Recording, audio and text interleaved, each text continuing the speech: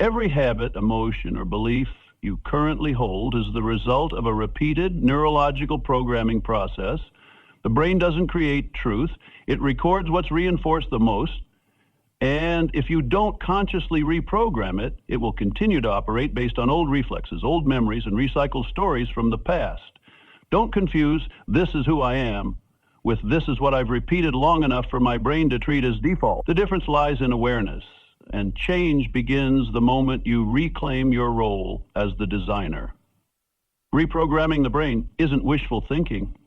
It's a natural biological ability of the human nervous system, what science calls neuroplasticity, the capacity to restructure neural pathways through conscious repetition. This means you can build a new path for your thoughts, emotions, and behaviors, as long as you're willing to walk it each day. At first, it feels like cutting through a forest, slow, obstructed, but each step sends a signal to the brain that says this is the new direction, and if you don't stop, the path becomes clearer over time. What matters isn't whether you have enough motivation to start, it's whether you have intentional will to repeat wisely. Because motivation is emotion, while change requires steady action. Your brain doesn't care if you're excited or scared. It only records what you do most often. If you think, "I'm useless every morning," your brain logs that. But if you wake up early, breathe deeply, place your hand on your chest and say, "I am reshaping myself," then act in alignment with that, day after day, your brain will begin to revise its entire activity map. The power of intentional repetition lies in how you integrate thought, emotion, and behavior in a consistent loop. It's not just about thinking positively while your body ignores it, nor is it about robotic action without changing your internal dialogue. Your brain needs emotion to learn faster. A statement like, "I am changing," becomes effective only when said in a state of expanded posture, connected mind, and eyes focused on something meaningful. Every detail helps reinforce a new belief faster, because you're not just saying it, you're experiencing what you say. One of the most common mistakes in change is waiting to feel ready. But your brain doesn't need to feel, it needs to repeat. And true readiness comes after action, not before. The longer you wait for an ideal emotional state, the more you strengthen the neural network of delay. But if you start acting, even while trembling, you're teaching your brain, "I am someone who moves forward even when not perfect." That message, if repeated consistently through action, will gradually erase old scripts and replace them with a more empowered design. No need for dramatic breakthroughs. The most profound changes often begin with small rituals. Rewriting thoughts in a morning journal, choosing softer words in self-talk, spending a few minutes visualizing your best self, daring to stand tall even when no one's watching.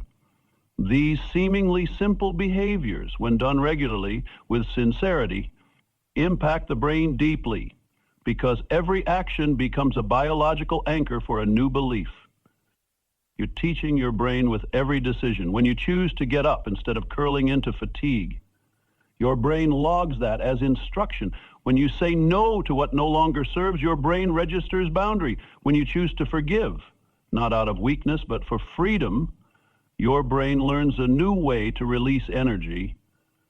And the miracle is, the more you act in a new direction, the more your mind begins to shift along with you. No longer a battle between reason and emotion, but a unified flow from thought to action and back again. Tools are not lacking. What's lacking is consistency.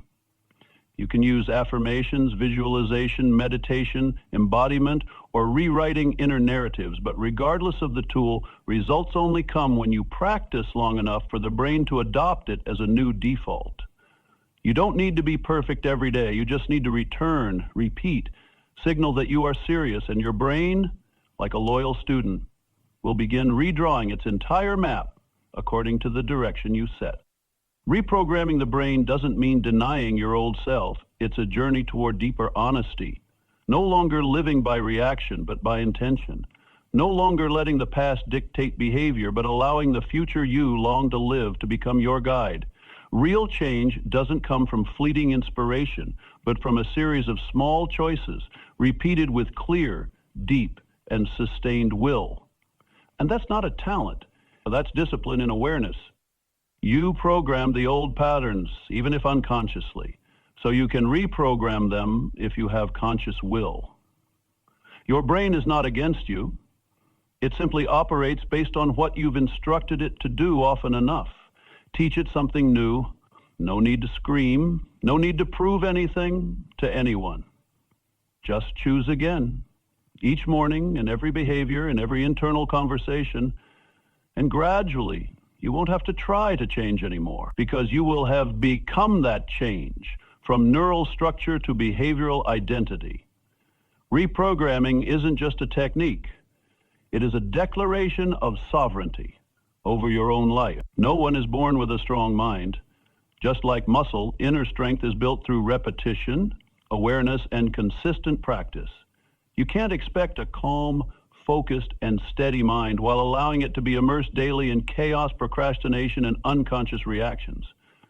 The mind is the most flexible, yet also the most easily conditioned. If you don't train it, the world will train it for you. And rarely does this world want you clear-headed enough to swim against its current. Mental discipline isn't about suppressing or forcing yourself to think positively all day. It is the process of choosing intentional thought patterns, training your ability to focus, and staying committed to what's right even when your emotions don't cooperate. A person with mental discipline isn't someone who never gets distracted or shaken, but someone who knows how to return to center after every wave. They don't live in control, they live in sovereignty. And that sovereignty is forged day by day, moment by moment. Just like lifting weights doesn't build muscle the first time, observing your thoughts, changing your reactions, or staying present through discomfort won't cause instant transformation. But if you repeat it consistently and intentionally, you are forming new neural pathways where the mind learns not to react unconsciously, but to respond intelligently. Each time you pause before saying something hurtful, each time you resist letting anger dictate your behavior, each time you stay still amidst an urge, you strengthen that invisible muscle. Mental discipline is the ability to maintain selectivity in your thoughts. You can't stop thoughts from appearing, but you can choose which ones to keep. Like a gatekeeper at the entrance to a fortress, you have the right to reject thoughts that are harmful, even if they arrive disguised as logic.